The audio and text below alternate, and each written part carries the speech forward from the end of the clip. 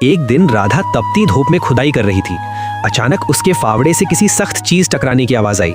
मिट्टी हटाने पर उसे एक पुराना पीतल का लैंप मिला। राधा ने जैसे ही उसने लैंप को साफ किया, तेज हवा चलने लगी और लैंप से नीली रोशनी और धुएं के बीच से एक विशाल जिन प्रकट हुआ। जिन की गूंजती आवाज आई, हे लैंप की मालिक, मैं सदियों से कैद था, तुमने मुझे आजाद किया है, मैं तुम्हारी 3 इच्छाएं पूरी करूंगा। पहली इच्छा में राधा ने कहा, मेरी पहली इच्छा है कि मेरा बेटा कभी भूखा ना रहे। जिन ने हाथ घुमाया, उसी पल राधा के घर में अनाज, दाल, चावल और दूध से भरे बोरे प्रकट हो गए। फिर दूसरी इच्छा में राधा ने कहा, मेरे पूरे गांव में कोई भी भूखा न सोए।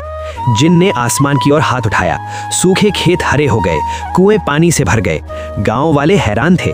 अब तीसरी और आखिरी इच्छा बची थी। उसने गहरी सांस ली और कहा, मुझे ऐसा जादुई नल दे दो जिससे पानी नहीं, पैसे और सोने के सिक्के गिरे, ताकि मैं गांव के लोगों की मदद कर सकूं। राधा के घर के आंगन में एक नल प्रकट हो गया। उसमें से पानी की जगह सोने के सिक्के और नोट गिरने लगे।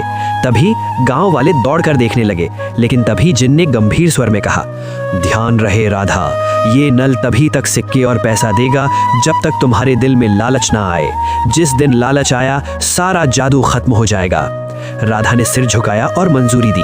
फिर राधा ने नल से पैसे और सिक्के निकाली और उसने पैसों से अपने लिए एक बड़ा आलीशान घर बनवाई और बड़ी बड़ी लग्जरी कार लिए और सारी चीजों को अपनी स्वार्थ के लिए इस्तेमाल करने लगी। जिन द्वारा कही गई बातें राधा भूल गई थी। फिर जिन वहां प्रकट होता है और अपने सारे जादू वापस ले लेता है और राधा की घर को पहले जैसा कर देता है। तभी राधा को जिन द्वारा कही गई बातें याद आती हैं, लेकिन अब क्या फायदा, राधा से सब कुछ छीन जाती है और राधा फिर से एक गरीब लड़की बन जाती है।